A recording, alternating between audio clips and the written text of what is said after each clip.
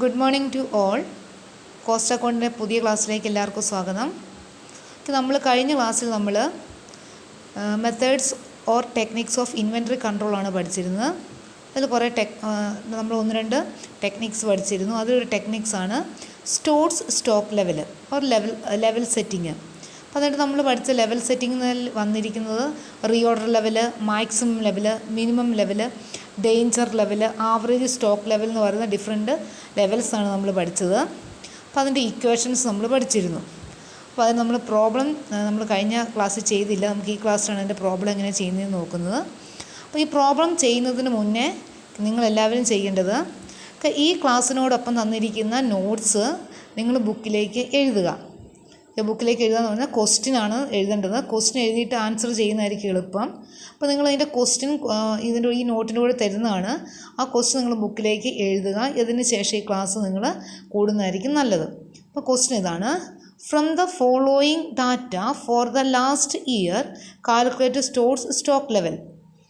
Maximum usage in A month 300 numbers, minimum usage in a month 200 numbers, average usage in a month 225 numbers, time lag for the procurement of materials maximum 6 months, minimum 2 months, reorder quantity 750 numbers. അതാണ് question തന്നിരിക്കുന്നത്. നമ്മളോട് പറയുന്നത് എന്താ? Calculate stores stock levels എന്നാണ് പറയുന്നത്. അപ്പോൾ ഏത് ലെവലാണെന്ന് പ്രത്യേകിച്ച് പറയുന്നില്ല. അപ്പോൾ നമ്മൾ എന്ത് ചെയ്യണം? നമ്മൾ പഠിച്ചിരുന്ന എല്ലാ ലെവലും നമ്മൾ എഴുതണം. നമ്മൾ പഠിച്ചിരുന്ന ലെവൽ ഏതൊക്കെയായിരുന്നു? Reorder level, maximum level, minimum level, danger level, average stock level, ഇതൊക്കെയായിരുന്നു നമ്മൾ പഠിച്ച ലെവല്. അപ്പോൾ എല്ലാ ലെവലും നമ്മൾ കണ്ടുപിടിക്കണം. അപ്പോൾ നമ്മൾ ആദ്യം കണ്ടുപിടിക്കേണ്ടത് നമ്മൾ ആദ്യം പഠിച്ച ലെവൽ തന്നെ നമ്മൾ ആദ്യം കണ്ടുപിടിക്കണം. അത് നമ്മൾ പഠിച്ച ലെവൽ ഏതായിരുന്നു? Reorder level. Reorder level. അപ്പോൾ റീഓർഡർ ലെവൽ കണ്ടുപിടിക്കാൻ വേണ്ടിയുള്ള ഇക്വേഷൻ എന്തായിരുന്നു? Maximum consumption into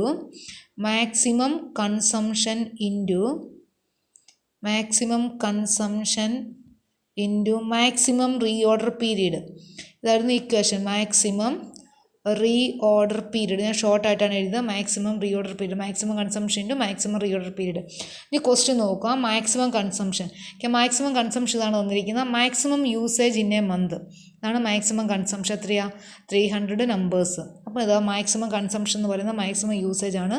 300 into maximum reorder period. Maximum reorder period question നോക്കുക. Time lag for the procurement of materials അതാണ് മാക്സിമം റീഓർഡർ പീരീഡ് എന്ന് പറയുന്നത്. Time lag for the procurement of materials അതിൽ maximum തന്നിട്ടുണ്ട്, minimum തന്നിട്ടുണ്ട്. Maximum എന്ന് പറയുന്നത് 6 ആണ്. അപ്പോൾ 300 ഇൻറ്റു 6 വരും. 300 ഇൻറ്റു 6 എന്ന് പറയുന്നത് എത്ര വരും? 1800 നമ്പേഴ്സ്. 1800 നമ്പേഴ്സ് ആയിരിക്കും റീഓർഡർ ലെവൽ എന്ന് പറയുന്നത്. റീഓർഡർ ലെവല് ആണ് റീഓർഡർ ലെവൽ കണ്ടുപിടിക്കാനുള്ള ഇക്വേഷൻ. കണ്ടുപിടിക്കുന്നത് ഇങ്ങനെയാണ്. നമുക്ക് അടുത്ത് കണ്ടുപിടിക്കേണ്ടത് നമ്മൾ രണ്ടാമത് പഠിച്ചത് എന്തായിരുന്നു? മാക്സിമം ലെവലാണ്. നമ്മൾ കണ്ടുപിടിച്ച മാക്സിമം ലെവലാണ് പഠിക്കേണ്ടത്. മാക്സിമം ലെവൽ കണ്ടുപിടിക്കാനുള്ള ഇക്വേഷൻ എന്താ? Maximum level is equal to ഞാൻ ഷോർട്ടായിട്ടാണ് എഴുതുന്നത്. Reorder level plus reorder quantity minus minimum consumption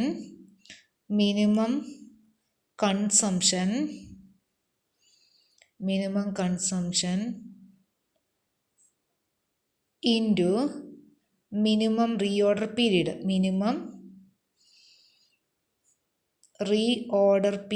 ഇതാണ് മാക്സിമം ലെവൽ കണ്ടുപിടിക്കാൻ വേണ്ടിയുള്ള ഇക്വേഷൻ. Maximum level. ഇനി നമ്മൾ ക്വസ്റ്റ്യൻ നോക്കുക. റീഓർഡർ ലെവൽ നമ്മൾ തൊട്ട് മുന്നേ കണ്ടുപിടിച്ചാണ് റീഓർഡർ ലെവൽ. റീഓർഡർ ലെവൽ എത്രയാണ്? നമ്മൾ തൊട്ട് മുന്നേ കണ്ടുപിടിച്ച റീഓർഡർ ലെവൽ എത്രയായിരുന്നു? 1800 ആണ്. അപ്പം 1800 പ്ലസ് റീഓർഡർ ക്വാണ്ടിറ്റി എത്രയാ?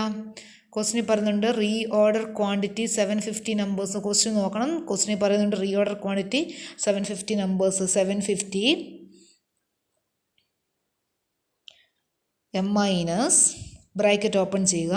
പിന്നെ പറയുന്നത് മിനിമം കൺസംഷൻ. ക്വസ്റ്റ്യൻ നോക്കുക. മിനിമം യൂസേജ് ആണ് minimum consumption. Minimum usage in A month 200 numbers.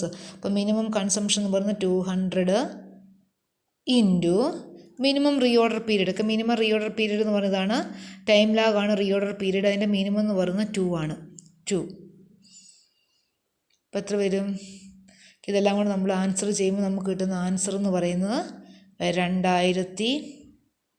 2150 നമ്പേഴ്സാണ്. 2150 നമ്മൾ ആൻസർ ചെയ്യുമ്പോൾ കിട്ടുന്നത് 2150. ഇത് നമുക്ക് കണ്ടുപിടിക്കേണ്ട മൂന്നാമത്തെ ലെവലാണ്. മൂന്നാമത്തെ ലെവല് ഏതാ? Minimum level. മിനിമം ലെവൽ കണ്ടുപിടിക്കാനുള്ള equation minimum level is equal to ഇതായിരുന്നു മിനിമം ലെവൽ കണ്ടുപിടിക്കാനുള്ള equation. Reorder level minus normal consumption into normal reorder period. Normal consumption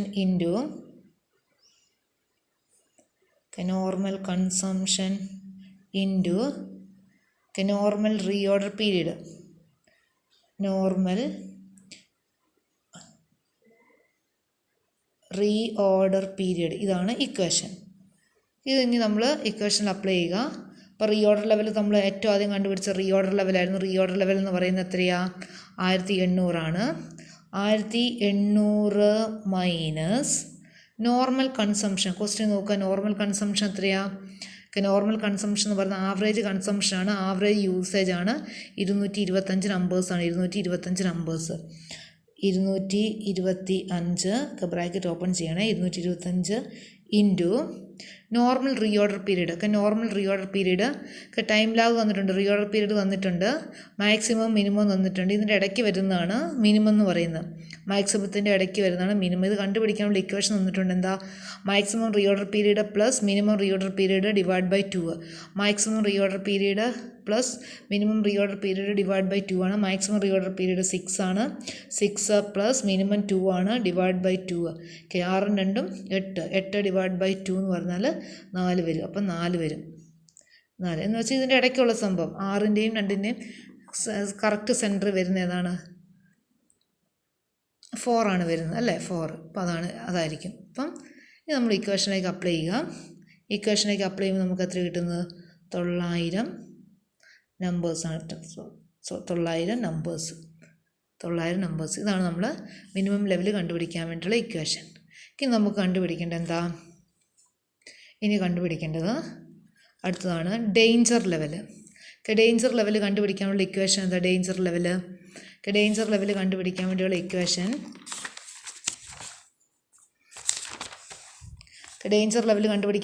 ഇതാണ്. Danger level is equal to average consumption into minimum reorder period for emergency purchased ആണ്. കാരണം danger level കണ്ടുപിടിക്കാനുള്ള equation danger level is equal to average consumption into maximum reorder period for emergency purchased. ഈ ക്വസ്റ്റ്യനിൽ average maximum reorder period for emergency purchase എന്ന് പറയുന്ന ഒരു item ഇല്ല. Maximum reorder period for emergency purchased എന്ന് പറയുന്ന ഒരു ഐറ്റം ഈ ക്വസ്റ്റ്യൻ ഇല്ലാത്തതുകൊണ്ട് നമുക്ക് ഡേഞ്ചർ ലെവൽ കണ്ടുപിടിക്കാൻ പറ്റുകയില്ല. പിന്നെ നമ്മൾ കണ്ടുപിടിക്കേണ്ടത് എന്താ?